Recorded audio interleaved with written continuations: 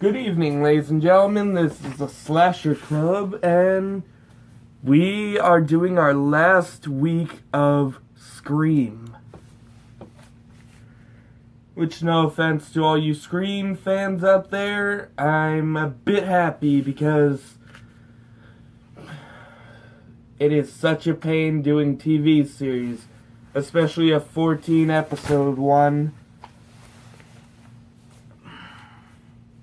Yeah, It's so absolutely. taxing. Especially since you're usually used to doing just movies. But on a Yes. lighter note, we are doing Scream Season 2 tonight. And sadly, we still don't have Season 3 because supposedly it's coming out 2018. But we have no date. Yeah, we really don't have any news. So if they're going to release it in the next 3 months, that would be a real surprise. And what's sad is it's only supposed to be 6 episodes.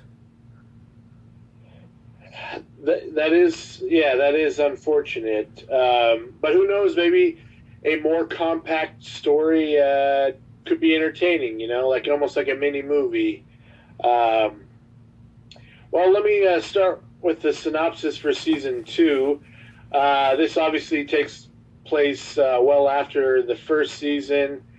All the surviving characters are essentially trying to get back to their normal high school lives.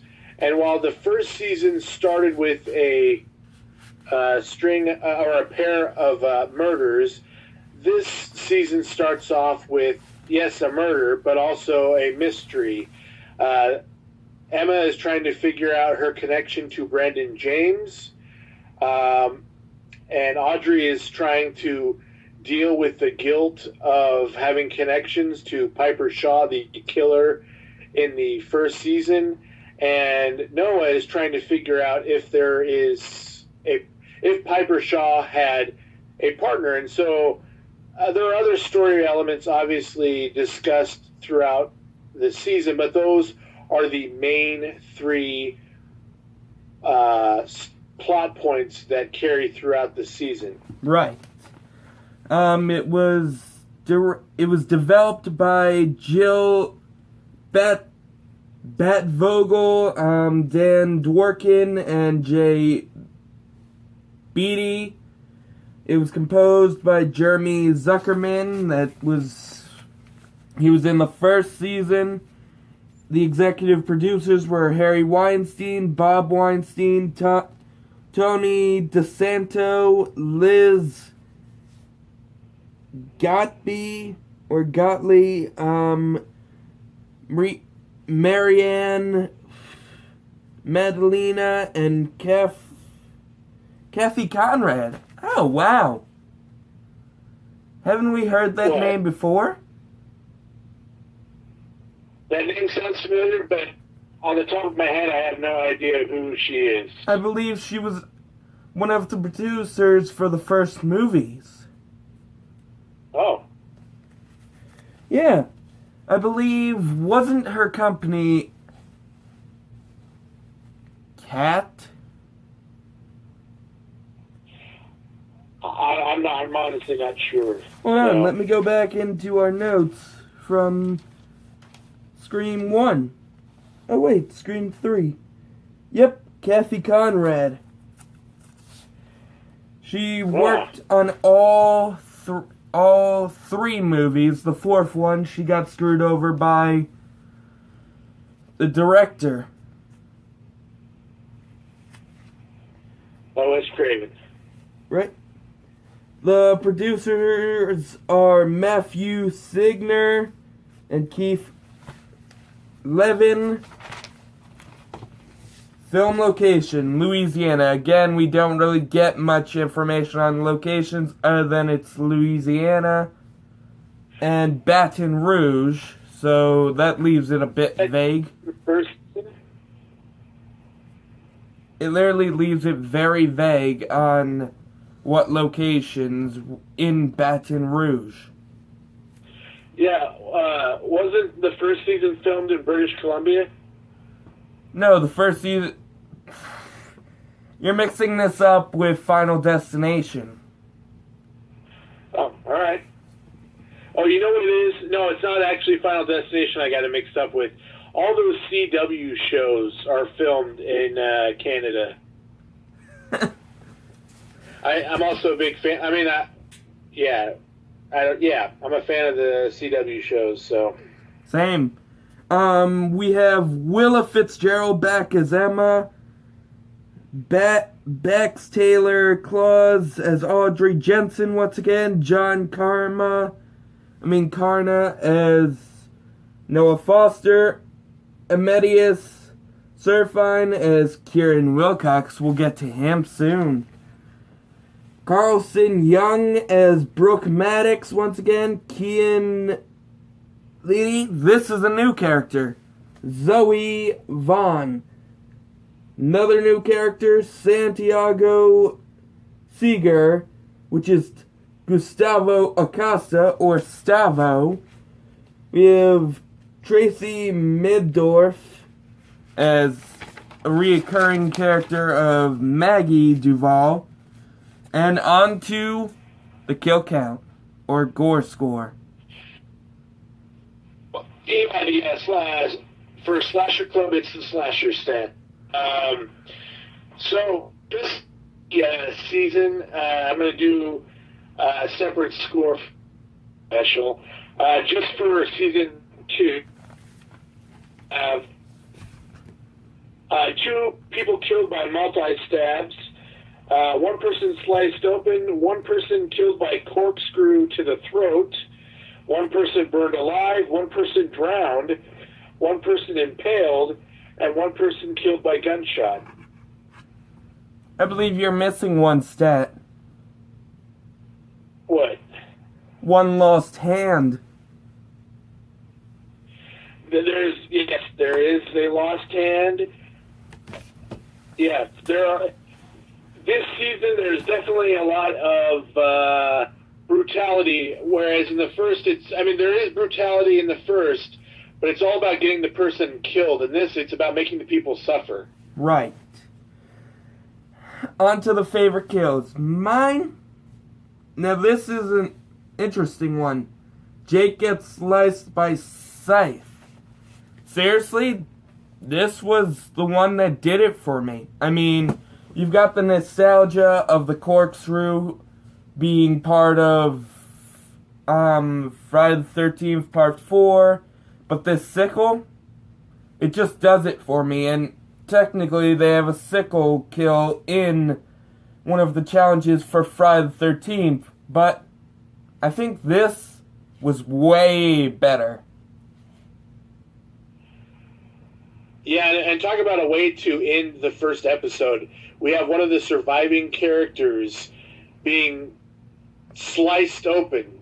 I mean, in such a horrible fashion, you know? Right. One of the Lakewood Six. What about you? I agree. That's definitely one of the most cinematic kills. I also like...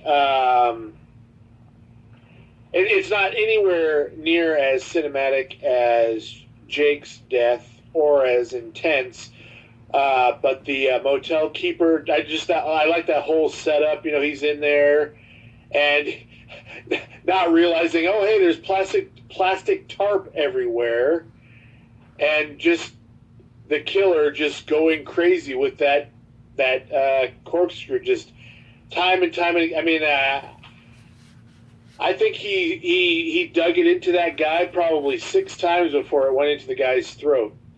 No, I just gotta say this. Hey, Ed! Where's the corkscrew? Oh, it's in the back of my neck. Yeah. Lee's favorite kill.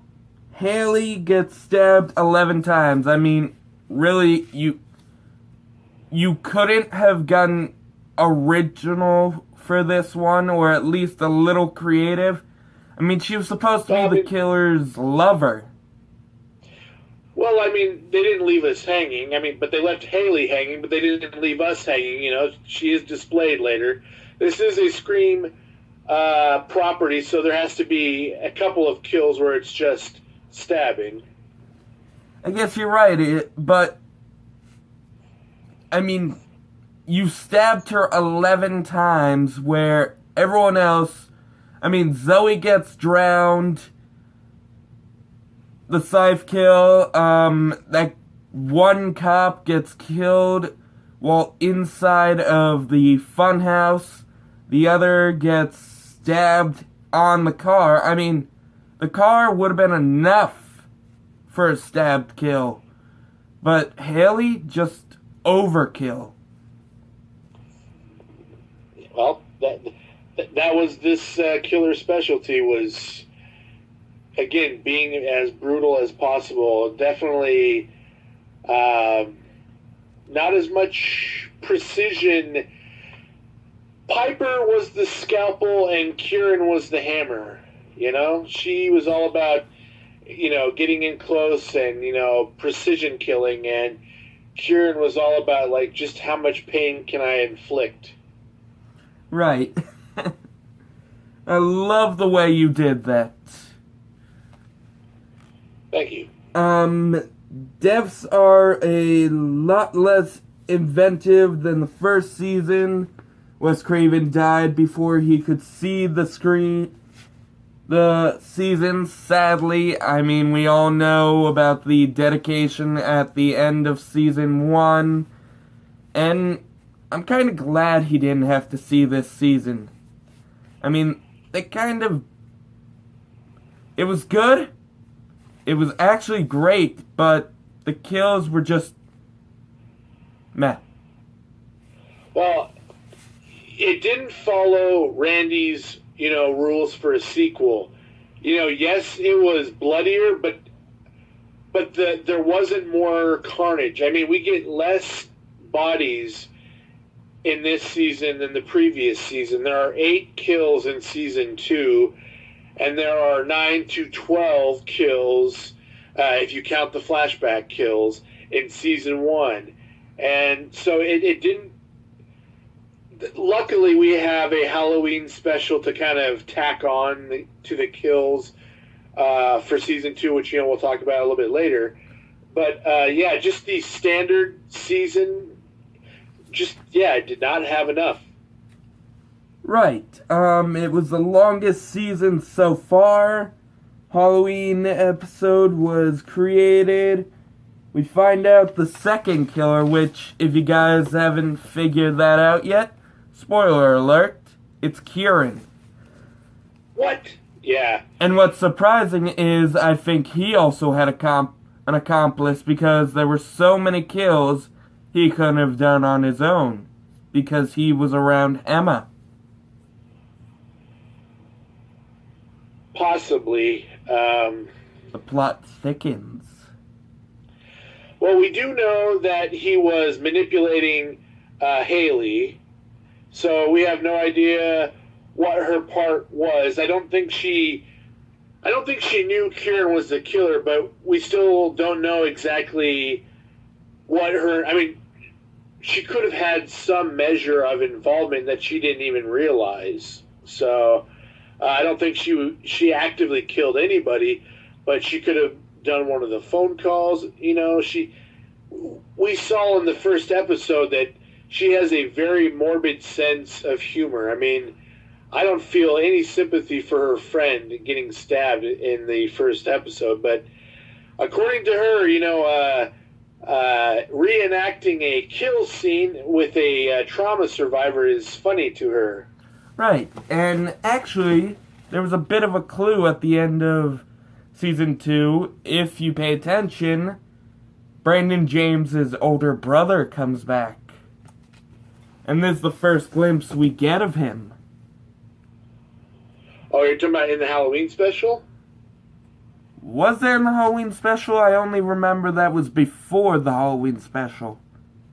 In the Halloween special, the last shot is someone going to a motel and saying, and then she's saying, "Welcome, Mr. James." So it's either Brandon James or the brother of Brandon James.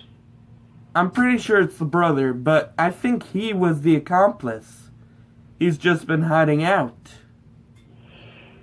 And again, so we're going to start, I guess, talking about the Halloween special. Also in there, Kieran is in prison, which is a huge departure from any of the Scream films and the prior season. The killer survives the third act, and he's in prison, and he gets, there's another killer in a Brandon James costume, and he makes mention that he's aware of another killer, but he doesn't know the identity of the killer. Right, and I love that line. Who told you you could wear my mask? Yeah. That whole... This is my opinion here. That whole prison scene was my favorite part of the Halloween special, to be honest. Same. It was such... It was a great way to end the season, but it was also such a beautiful tease to a potential third season that we're most likely not going to get. A third season involving, this storyline, we're most likely not going to get, but it was a beautiful tease for a third season. And the third season, instead of a reboot, it could have been following Emma to college. I mean, we pay attention. If you pay attention and look between the lines, Emma is actually writing an application for Lakewood College. I honestly think that was the direction that they were planning on going, is that season 3 would have been a huge nod to Scream 2, I think. And there were nods to Scream 2 in this season, like the opening episode takes place at a movie theater with that prank. So, right. Back to the notes. Noah has a girlfriend. For a short time. What? For a short time. Right. Sorry, Noah. I feel your pain, dude. But she went out pretty well. I mean, she was a drowned victim. And just the way that looks. What? I said at least she did not die of thirst. And just the way it looks when we see her body as they open the coffin. It looks like she's, it reminds me so much of Kanye West in that alternate scene for South Park. Oh, where he's Aquaman or whatever? No, where they pull him out of the water and he's just waterlogged completely. Just... Yeah. Wow. Oh, and we have a new sheriff in town. His name is... He is Stavo's father, so he's Sheriff Acosta. And going off a bit of the notes, he's a badass. I mean, wow. I feel he was way better than the original Kieran's father. He actually did his job pretty well.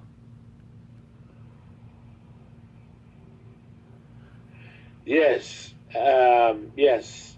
I do believe that not only was Sheriff Acosta more three-dimensional, more interesting, I just think all of the new characters of the main cast were really interesting. Stavo, there were definitely times where you're like, this guy is the killer.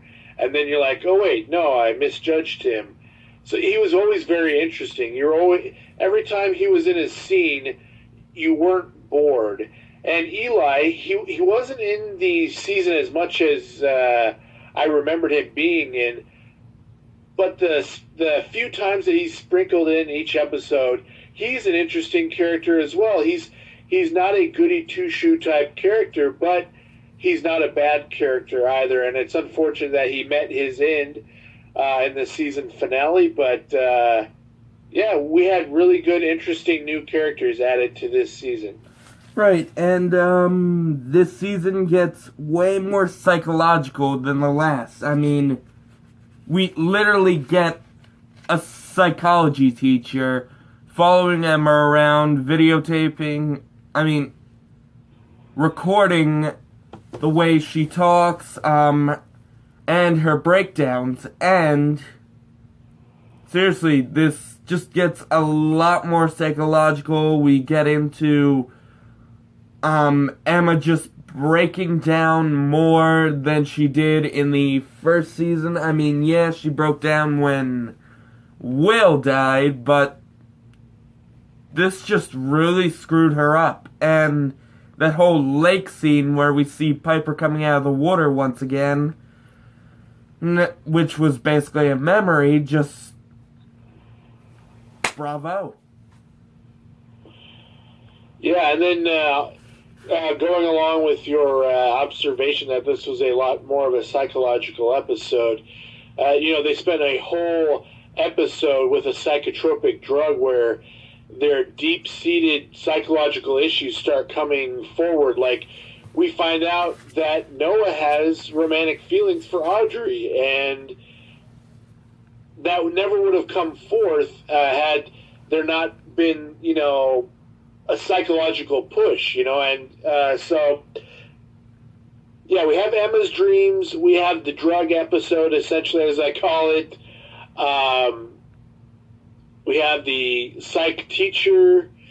There are definitely a lot of nods to psychology, especially also, this is another great one, Stavo seeing his friend die, and it's a light into what is it called? There's being a psychopath, and then what's the other type?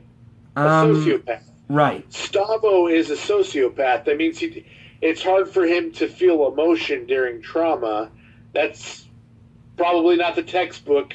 If we have any psychologists or psychiatrists listening, feel free to correct me. But that is definitely a psychological point that was made when Sheriff Acosta was talking to Maggie about his son, like, really worried, like, my son wasn't freaking out when he saw his best friend dying. He was drawing him. And it isn't until a later episode that it's revealed, that's how Stavo processes things. He doesn't emote, he draws. And that was a roundabout way to express Stavo's psyche. Right, and actually we also learn in another episode that it actually started because Stavo watched his father kill someone with a gun. So, in a way, it's, Dad, I learned it from you. Yeah, I believe he saw his dad's case files, and I forgot who said it, but it was either Maggie or the school, I forgot her name, Miss Lang, was saying, like, Stavo's interest in the macabre is his way of trying to understand what his dad does for a living. Right. Noah takes over the morgue, which is amazing. I mean, I wish we could do our show as well as he does I think he does it every week or every day. Yeah. He does it periodically, and he has a professionalism, and he's got a great setup too, so, lucky him. But I forgot to also mention, yes, there were two great additional male characters, Stavo and Eli. Zoe Vaughn, she was a great female character. She definitely helped Noah develop in a lot of ways. Noah's no longer a virgin thanks to her. She helped Noah process his emotions for Audrey. got his relationship with Audrey in check so that she wasn't bossing him around anymore. He gained some confidence. His story, he really had some great character development, and a lot of it is due to Zoe. So again, it's unfortunate that she was killed. But then again, you're forgetting it kind of broke him down as soon as she dies, and we watch Noah go through a lot of grief. I mean, I think for one episode, he's just not there. Yeah. There is a lot of trauma dealt throughout. Again, this season is all about suffering. Brooke, she is dealing with the loss of her mother from season 1. She then loses her boyfriend. And then by the season's end, she loses her father. I mean, she loses every intimate connection to a male figure that she has by the time this show is over. And then, luckily, she finds some solace in a relationship with Stavo, and then she has her friends. But, I mean, if we really want to talk about who suffered the most in both seasons combined, it's Brooke. I mean, she lost a lot. I mean, more than really any of the other Lakewood Six. Right, and actually we learn in the Halloween episode her mother comes back to take care of her. Oh, I thought dead. No, she's not dead. She's still alive. She was just in a rehab facility in the first and most of the second season. But wasn't part of the controversy of season 1 was that her dad was trying to cover up the murder? Like, he put her in the car?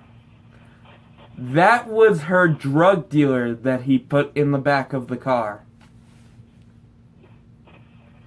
And her drug dealer was a woman? It was a man, actually. We only see the body bag, if you remember. Oh, great. The Alzheimer's is coming back. It's Nightstick all over again.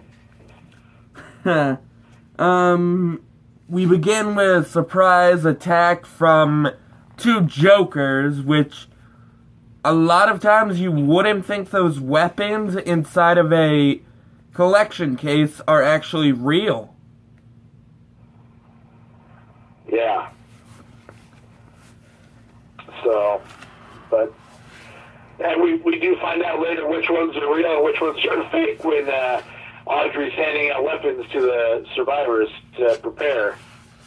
Right, and, the psychological teacher, she literally reminds me of the teacher from the Dead Poets Society, if you've ever seen that movie. I think that was Robert Williams that played him, and amen to you, Rob.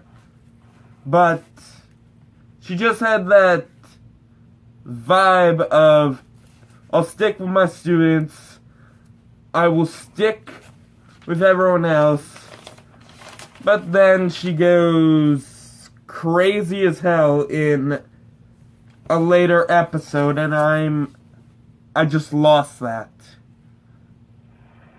Yeah, she supposedly had connections to Seth Branson and Piper Shaw, and so she played a big part in the backstory.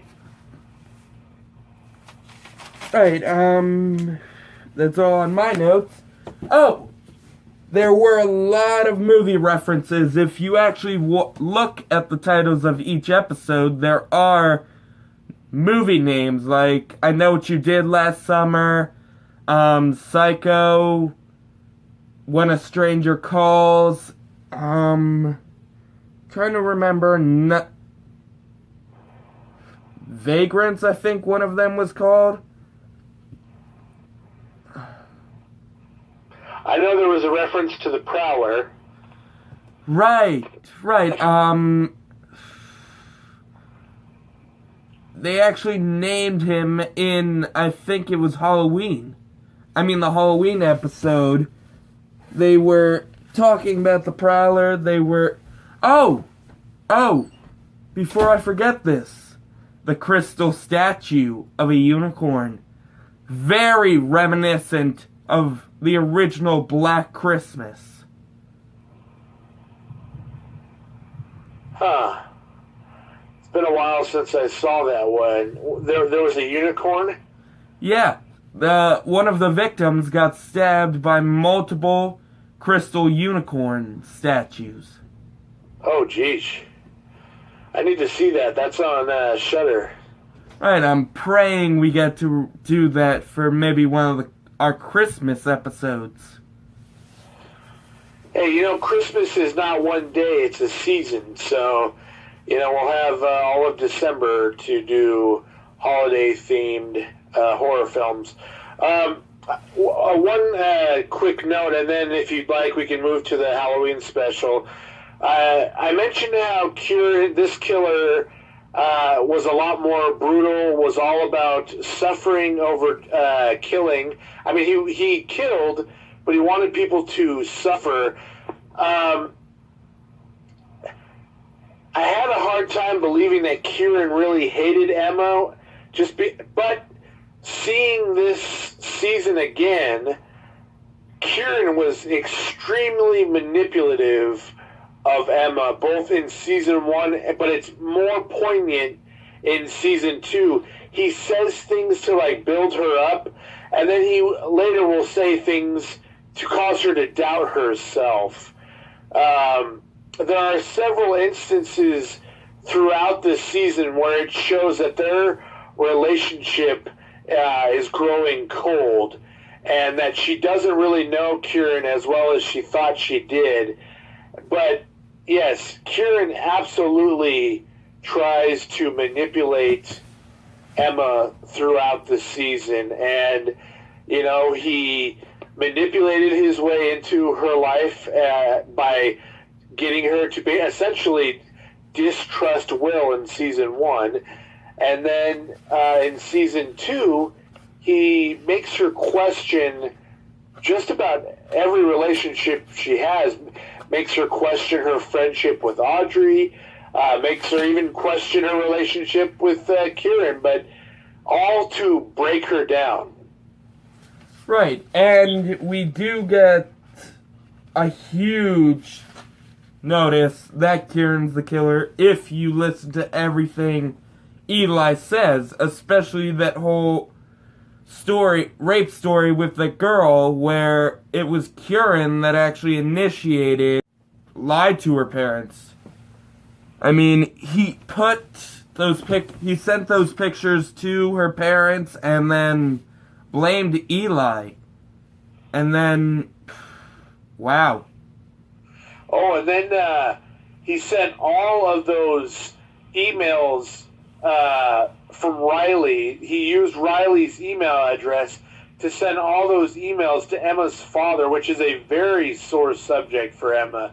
So he absolutely emotionally brutalized her before he tried to physically attack her. Right. And I believe we should have listened to Eli more, because he was more of the hero this season, where Audrey and Noah were more of the investigative duo of the first season. Yes, so that's actually a perfect segue to our disagreement from the last episode, where I said in season 1 Audrey was more appropriately the final girl than Emma. In fact, in the early part of season 2, everyone is calling Audrey the hero. Not Emma, but Audrey. But by the time we get several episodes into season 2, the focus drifts away from Audrey being the hero and focuses more on her trying to cover her tracks and deal with the guilt of her relationship with Piper. And then slowly, yes, Emma Emma comes forth as the final girl. So whereas I really don't see Emma as a strong character in season 1. She does make some progress in this season and in the Halloween special. Huh, so you've come over to my side now. Well, with that note that it took 1.5 seasons for her to get there, and it still wasn't written very well, but at the end of the day, she is obviously the hero of this story. I just still find her kind of obnoxious, but that's me.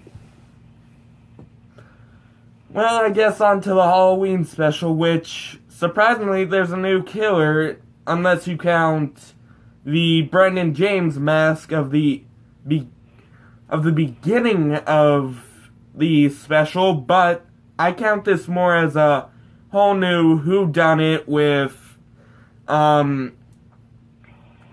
was the girl's name? Oh, the story, Anna Hobbs? Right, the Hobbs murders, which we actually get a huge, new version of the story, which at first I literally thought it was her that killed everyone, but then we learn it was Mr. Whitman. Yes, so the Halloween special is technically 2 episodes that aired around Halloween of 2016, and in the universe of the show, it takes place about 6 months after the end of season 2, and I think they're gearing for spring break, and Noah and Stavo have this opportunity to write go a to second this book. island and what? They have a new opportunity to write a second book because they actually played a bit of a Gail Weathers part in season 2 and the Halloween special, writing about the Lakewood murders, and now their producer, he's so forgettable. I mean, he disappears for most of the season. I mean, most of the episode. I think his name was Patrick.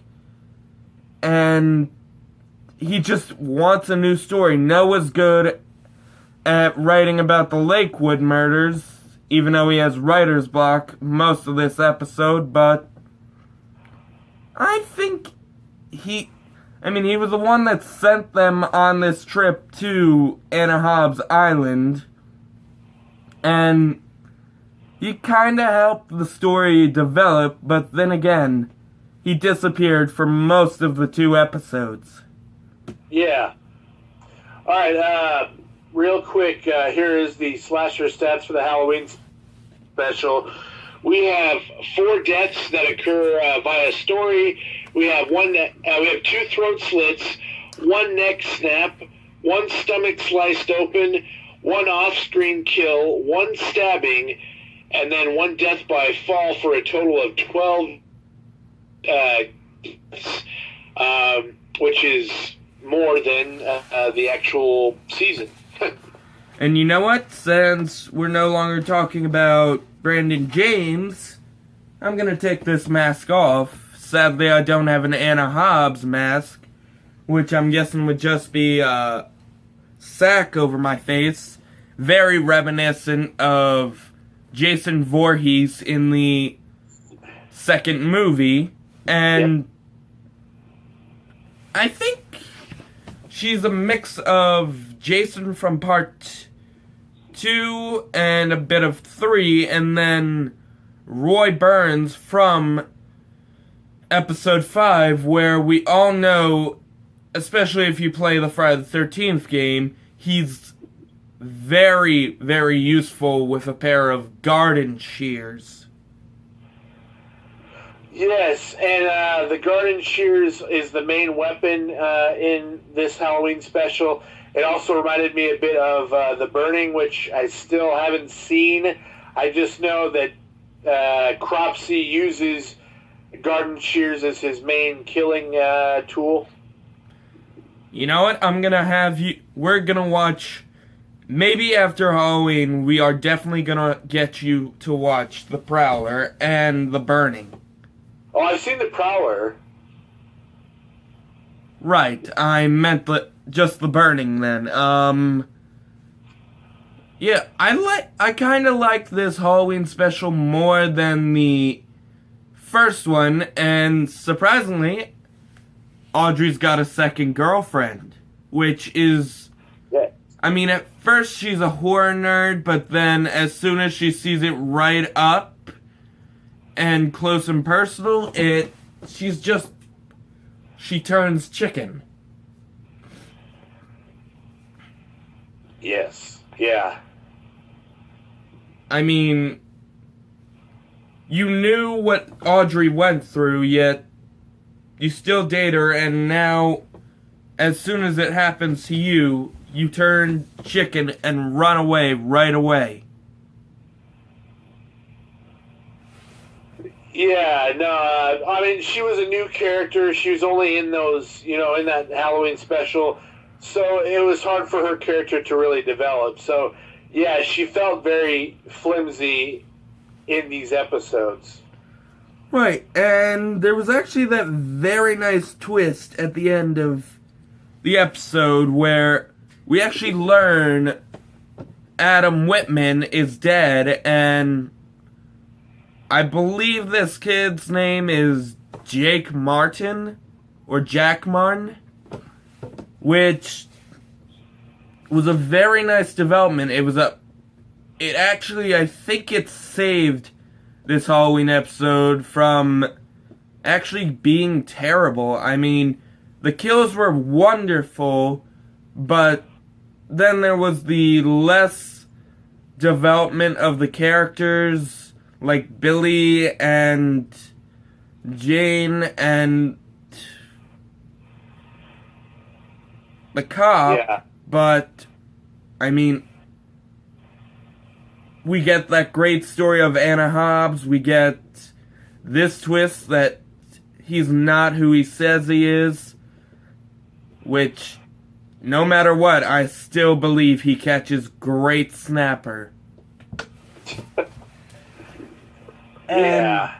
I'm going to ignore that.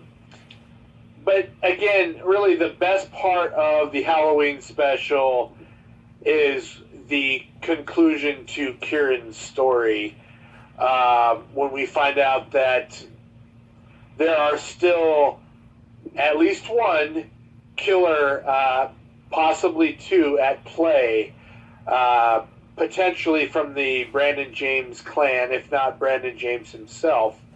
It's possible that Brandon James is the mastermind and his brother is the muscle, but yeah, we don't really know, and I don't know if we really will find out unless they release another season on MTV or Netflix, or they release a graphic novel or a novel, But yeah, we're kind of left hanging a bit.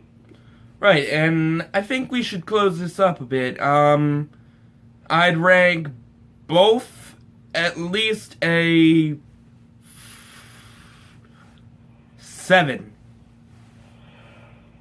I put season 1 at 7.5. I'll put season 2 actually at an 8, just because of the story was better, but the kills were lacking. But the characters in the story for season 2 were really strong throughout. I don't think there was a boring episode in this season. But yes, the kills were lacking. So yes, an 8 for season 2 and a 7 for the Halloween special. Right. So guys, we are at the end of... You know what? I'm gonna grab this for this. We are ending our Scream-a-thon, I guess you could say, and moving on to better movies. Halloween, one of the original slasher films. And we will be continuing the Paranormal Club for who knows how long. We'll still be doing Final Destination tomorrow night, and we're still deciding on what movie we should do next for the Paranormal Club. If you have any ideas, please comment in the bottom and tell us what movies you want us to do for after Final Destination. You can even comment that in the next video. Yeah, if there's a movie or a series that you feel like does not get enough love from the horror community, we will review it. Let us know. This is definitely the place, not only for the top shelf horror, but also for the drive-in, also for the stuff that just does not get enough love and appreciation. Right. So we'll see you guys tomorrow night. Hope you loved this episode. Don't forget to comment, subscribe, and like our videos, and click that little notification bell at the bottom to keep up with our videos. And any final words, Cameron? Yeah, the Slasher Club is scary, but necessary. Just like the Anna Hobbs killer. And don't forget, look behind you at every turn. You never know if your boyfriend or your friends are the next killer.